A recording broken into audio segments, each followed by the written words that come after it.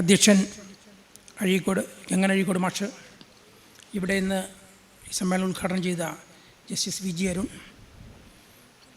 Baby ചേച്ചി, മറ്റ് വേദിയിലും സദസ്സിലുമുള്ള പ്രിയപ്പെട്ടവരെ, നമ്മൾ വളരെ വൈകിയാണ് നമ്മളിപ്പോൾ ഈ ചടങ്ങ് നടന്നുകൊണ്ടിരിക്കുന്നത്. അതുകൊണ്ട് ദീർഘമായിട്ട് ഞാൻ സംസാരിക്കാൻ ഉദ്ദേശിക്കുന്നില്ല.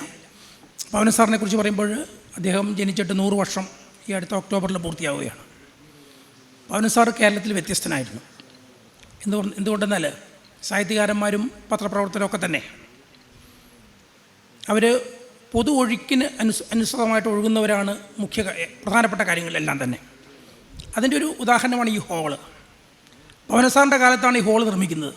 അന്ന് സ്റ്റേജ് അവിടെയായിരുന്നു. അവിടെ സ്റ്റേജ്, ദാറ്റ് മീൻസ് സ്റ്റേജ് പടിഞ്ഞാട്ട് തിരിഞ്ഞായിരുന്നു. അന്ന് ആ സ്റ്റേജ് നിർമ്മിക്കുമ്പോൾ അത് വിമർശനം ഉണ്ടായി. അപ്പോൾ ഈ ഹാളിൻ്റെ ഇരിപ്പനുസരിച്ചിട്ട് ആളുകൾ ഇവിടുന്ന് വരുന്നു. ഏറ്റവും എളുപ്പം അങ്ങോട്ട് നോക്കാനാണ്. ഇതിപ്പോൾ നമ്മൾ അങ്ങോട്ട് പോയിട്ട് ഇങ്ങോട്ട് നോക്കുകയാണ്. അപ്പോൾ അദ്ദേഹം അങ്ങനെ പടിഞ്ഞാട്ട് തിരിച്ച് സ്റ്റേജ് കൊണ്ടു.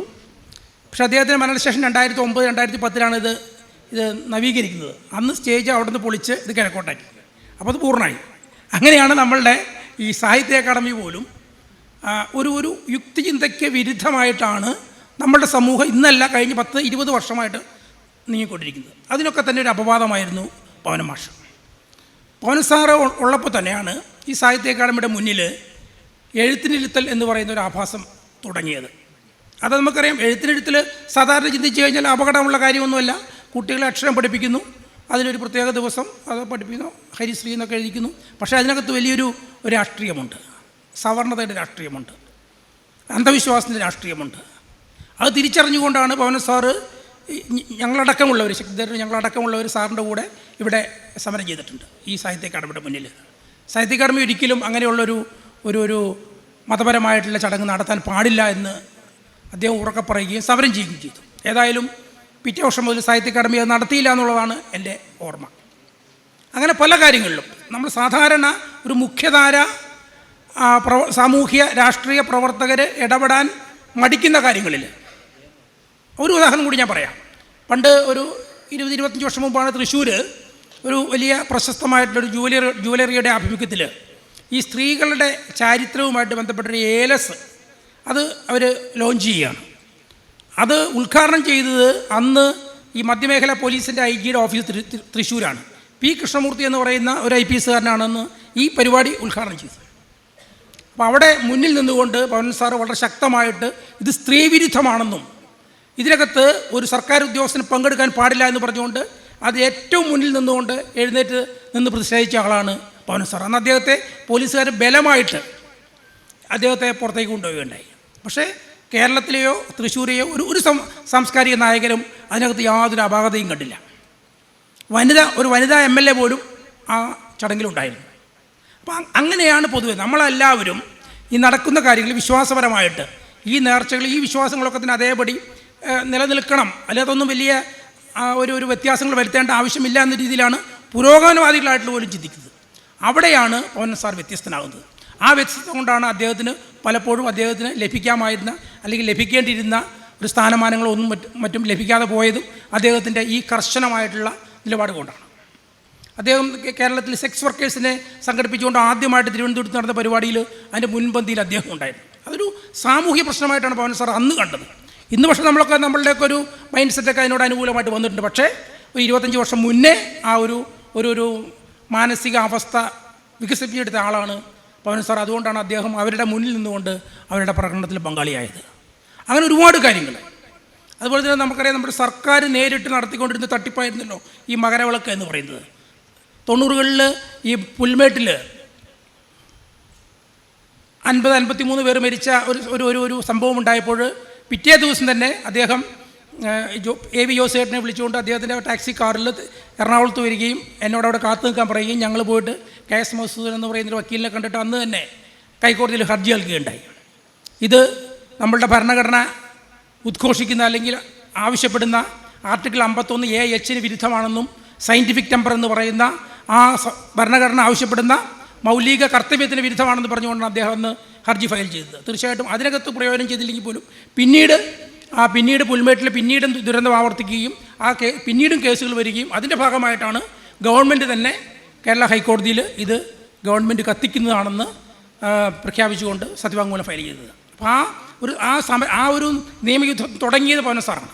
അപ്പം അങ്ങനെ പല കാര്യങ്ങളും സാധാരണ ആളുകൾ ചെയ്യാൻ മടിക്കുന്ന കാര്യങ്ങൾ ഇതൊക്കെയൊക്കെ പൊക്കോട്ടെ എന്ന് ധരിച്ചുകൊണ്ട് അങ്ങനെ അതിൻ്റെ കൂടെ പോകാതെ വ്യത്യസ്തനായതുകൊണ്ടാണ് അദ്ദേഹത്തിന് ഇന്നും കേരളത്തിൻ്റെ മനസ്സിൽ ഒരു സാംസ്കാരിക മനസ്സിൽ യുക്തിവാദികളുടെ ഇടയിൽ വലിയൊരു സ്ഥാനമുള്ളത്. കാരണം അദ്ദേഹം കേരള യുക്തിവാദ സംഘത്തിൻ്റെ ദീർഘകാലം പ്രസിഡൻ്റായിരുന്നു. 2001 അദ്ദേഹം പ്രസിഡന്റ് സ്ഥാനത്ത് നിന്ന് ഒഴിഞ്ഞത്. 2001 കോഴിക്കോട് നടന്ന 22ാം സംസ്ഥാന സമ്മേളനത്തിലാണ് അദ്ദേഹത്തിൻ്റെ ഒരു വിടവാങ്ങൽ പ്രസംഗം ഉണ്ടായത്. അത് അദ്ദേഹത്തിൻ്റെ ശാരീരികമായ ബുദ്ധിമുട്ടുകളൊക്കെ തുടങ്ങിയിരുന്നു. അതുകൊണ്ട് അദ്ദേഹത്തിന് എഴുന്നേറ്റ് നിന്ന് പ്രസംഗിക്കാൻ കഴിയുമായിരുന്നില്ല. അന്ന് ഞാൻ സംഘടനയുടെ ജോയിൻറ്റ് സെക്രട്ടറിമാരിൽ ഒരാളായിരുന്നു. അദ്ദേഹം എന്നെ വിളിക്കുകയും അദ്ദേഹം പ്രസംഗം പറഞ്ഞു തരികയും ഞാനത് എഴുതിയെടുത്തിട്ട് DTP ഒക്കെ എടുത്തിട്ട് അദ്ദേഹത്തിന് വേണ്ടി ആ പ്രസംഗം കോഴിക്കോട് സമ്മേളനത്തിൽ വായിച്ചത് ഞാനാണ്. ആ പ്രസംഗം ഇന്നും വളരെ പ്രസക്തമാണ്. 2001 അദ്ദേഹം പറഞ്ഞു, കേരളം പോയിക്കൊണ്ടിരിക്കുന്നത് വളരെ അപകടകരമായിട്ടുള്ള ഒരു അവസ്ഥയിലേക്കാണ്. ഭൂരിപക്ഷ വർഗീയതയെക്കാളും അതിരൂക്ഷമായിട്ട് ന്യൂനപക്ഷ വർഗീയത കേരളത്തിൽ വളർന്നുകൊണ്ടിരിക്കുന്നു. അദ്ദേഹം ഉദ്ദേശിച്ചത് ഇസ്ലാമിക ഭീകരതയെ തന്നെയാണ്. ഒരു മതത്തെ വിമർശിച്ചാൽ ആളുകളുടെ കൈയും കാലും നഷ്ടപ്പെടുന്ന ഒരവസ്ഥയുണ്ടാകുമെന്ന് 2001 വളരെ വ്യക്തമായിട്ട് എഴുതി വായിച്ച ആളാണ് പവൻ സാർ. അന്ന് മാതൃഭൂമിയിൽ മാതൃഭൂമി ആഴ്ചപ്പതിപ്പിൽ വന്ന ലേഖനത്തിൽ ഒരു അറിയപ്പെടുന്ന സാംസ്കാരിക ഒരു ഇടതുപക്ഷ സാഹിത്യകാരൻ എഴുതിയത്, ഈ പവനനൊക്കെ ശരീരത്തിൻ്റെ ഏതു ഭാഗം കൊണ്ടാണ് ചിന്തിക്കുന്നത്? കേരളത്തിൽ അങ്ങനെയൊക്കെ ഒരു മതത്തിൻ്റെ പേരിൽ, മതവിമർശനത്തിൻ്റെ പേരിൽ ആളുകളുടെ കയ്യും കാലും ഒക്കെ നഷ്ടപ്പെടുന്ന അവസ്ഥ ഉണ്ടാവുമെന്ന് ചിന്തിക്കാൻ ഇയാളൊക്കെ എവിടം കൊണ്ടാണ് ചിന്തിക്കുന്നതെന്ന് വളരെ സ്പഷ്ടമായിട്ട് മാതൃഭൂമി ആഴ്ചപ്പതിപ്പിൽ എഴുതിയതാണ്. പക്ഷേ 10 വർഷത്തിനകത്ത് ജോസഫ് സാറിൻ്റെ കയ്യും കാലും, അത് ഇടതുകാലും വലത് കൈയും ഇടതുകാലും വെട്ടി എന്നുള്ളത് ഒരു യാഥാർത്ഥ്യമാണ്. അപ്പം അങ്ങനെ നമ്മളൊക്കെ തന്നെ ഈ വർഗീയതയുടെ അതിൻ്റെ രൂക്ഷതയും അത് വളർന്നു വരുന്നതിൻ്റെ ആ പേസും അത് തിരിച്ചറിയാൻ നമുക്ക് പലർക്കും കഴിയുന്നില്ല എന്നുള്ളതാണ് പ്രധാനപ്പെട്ട കാര്യം. ഇന്ന് ഇവിടെ ശ്രീ അശോകൻ ചെരുവിൽ പറഞ്ഞ പോലെ ഇത് താലിബാനിസമാണെന്ന് PK ശ്രീമതി ടീച്ചർ പറഞ്ഞു. പക്ഷേ എത്ര വരെ അത് ഏറ്റുപറഞ്ഞു?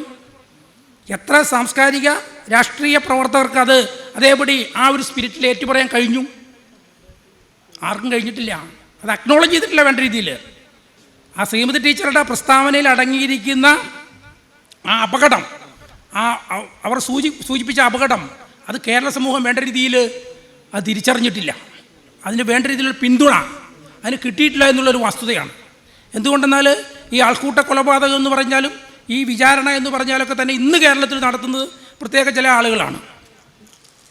ഇപ്പോൾ PFI പോപ്പുലർ ഫണ്ട് നിരോധിച്ചപ്പോൾ അത് SDPIയിലേക്ക് വന്നു. SDPI പൂർവാധികം ഭംഗിയായിട്ട് കാര്യങ്ങൾ നടത്തിക്കൊണ്ടിരിക്കുകയാണ്. അത് കൂടുതൽ ശക്തി ആർജിച്ചു വരികയാണ്. പക്ഷെ അവർക്കൊക്കെ കേരളത്തിൻ്റെ സാമൂഹ്യ ജീവിതത്തിൽ ഇടം കിട്ടുന്നുണ്ട് എന്നുള്ളതും വേണ്ട രീതിയിൽ അവർ തുറന്നു കാണിക്കപ്പെടുന്നതില്ല എന്നും ഇന്ന് പവൻ സാറിനെ പോലെയുള്ളവരുടെ ഒരു ആബ്സെൻസ്, അദ്ദേഹത്തെ പോലുള്ള ആളുകളില്ല എന്നുള്ളത് നമ്മൾക്ക് വലിയ നഷ്ടമായിട്ട് തോന്നുന്നത് ഇപ്പോഴാണ്. ഈ വർഗീയതയെ അദ്ദേഹമൊക്കെ തന്നെ ഏറ്റവും കൂടുതൽ അദ്ദേഹം വിമർശിച്ചിട്ടുള്ളത് ഹിന്ദു മതത്തെക്കുറിച്ചും ഹിന്ദു മതത്തിൻ്റെ അനാചാരങ്ങളെക്കുറിച്ചും ഒക്കെ തന്നെയാണ് ഏറ്റവും കൂടുതൽ അദ്ദേഹം സംസാരിച്ചിട്ടുള്ളത്, എഴുതിയിട്ടുള്ളതും.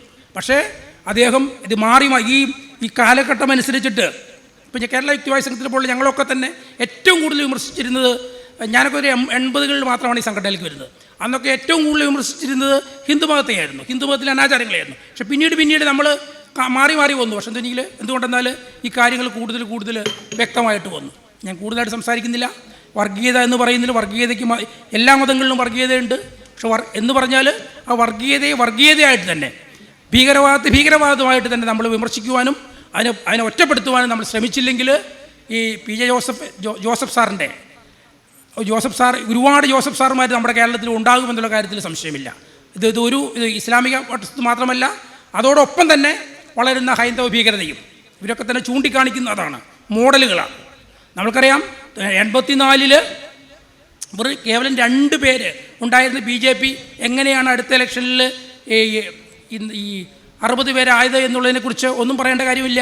നമ്മൾ ഷബാനു ബീഗം കേസിന് ശേഷം മുസ്ലിം മൗലികവാദികൾക്ക് വഴങ്ങി ആ ഇന്ത്യയിൽ അന്നേ വരെ ഉണ്ടായിരുന്ന ഏകീകൃത ക്രിമിനൽ നിയമം, പഴയ CRPC 125 വകുപ്പ്, ആ വകുപ്പിൽ വെള്ളം ചേർത്തുകൊണ്ട് മുസ്ലിങ്ങൾക്ക് മാത്രമായിട്ടൊരു പുതിയ നിയമം ഉണ്ടാക്കിയപ്പോൾ അതിൻ്റെ ഭാഗമായിട്ട് അങ്ങനെ മുസ്ലിം മൗലികവാദികൾക്ക് വഴങ്ങിക്കൊടുത്തതിൻ്റെ അതിൻ്റെ ഒരു അടുത്ത സ്റ്റെപ്പാണ് രാജീവ് ഗാന്ധിക്ക് ഹിന്ദുക്കൾക്ക് വേണ്ടി ഈ രാമജന്മഭൂമിയിൽ ശിലാന്യാസം നടത്താനുള്ള അനുവാദം കൊടുക്കേണ്ടി വന്നതും 1948 അവിടെ ഡൽഹിയിൽ കൊണ്ടുപോയി സൂക്ഷിച്ചിരുന്ന ബാബറി മസ്ജിദിൻ്റെ താക്കോലെടുത്ത് ഇവർ കൊടുത്തതും ചെയ്തത് ഇതിൻ്റെ ഒരു ഒരു പ്രത്യുപകാരമായിട്ടാണ്.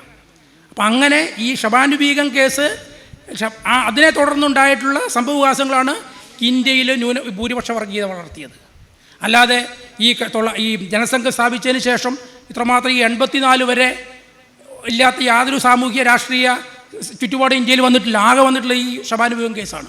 അപ്പോൾ എങ്ങനെയാണ് ന്യൂനപക്ഷ വർഗീയത ഭൂരിപക്ഷ വർഗീയതയെ വളർത്തുന്നു എന്നുള്ളത് വളരെ വ്യക്തമായിട്ട് നമ്മൾ ഇന്ത്യ തിരിച്ചറിഞ്ഞിട്ടുള്ളതാണ്, കേരളം തിരിച്ചറിഞ്ഞിട്ടുള്ളതാണ്. അപ്പോൾ ഇനിയും അങ്ങോട്ട് പവൻ സാർ നമ്മൾക്ക് മുന്നിൽ കാണിച്ചു തന്ന സൂചിപ്പിച്ചു തന്ന ആ മതമൗലികവാദത്തെ ആ രീതിക്ക് തിരിച്ചറിഞ്ഞുകൊണ്ട് മുന്നോട്ട് പോയില്ലെങ്കിൽ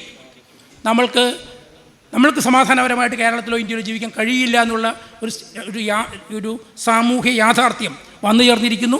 അത് ഞാൻ പ്രത്യേകിച്ച് ഏതെങ്കിലും വർഗീയതയെ പറയുകയല്ല. ഞാനിത് പറയാൻ കാരണം 2001 പവൻ സാറിൻ്റെ പ്രസംഗത്തിൽ അദ്ദേഹം വളരെ വ്യക്തമായിട്ട് സൂചിപ്പിച്ചൊരു കാര്യമാണ്. അതൊന്നുകൂടി പറഞ്ഞുകൊണ്ട് ഞാൻ ദീർഘമായിട്ട് സംസാരിക്കുന്നില്ല, ഞാൻ അവസാനിപ്പിക്കുകയാണ്. പവൻ സാറിൻ്റെ ഓർമ്മകൾ തീർച്ചയായിട്ടും ഞങ്ങൾക്കും കേരള യുക്തിവാദി സംഘത്തിനും എന്നും ആവേശമായിരിക്കും. അതുകൂടി പറഞ്ഞുകൊണ്ട് ഞാൻ അവസാനിപ്പിക്കും.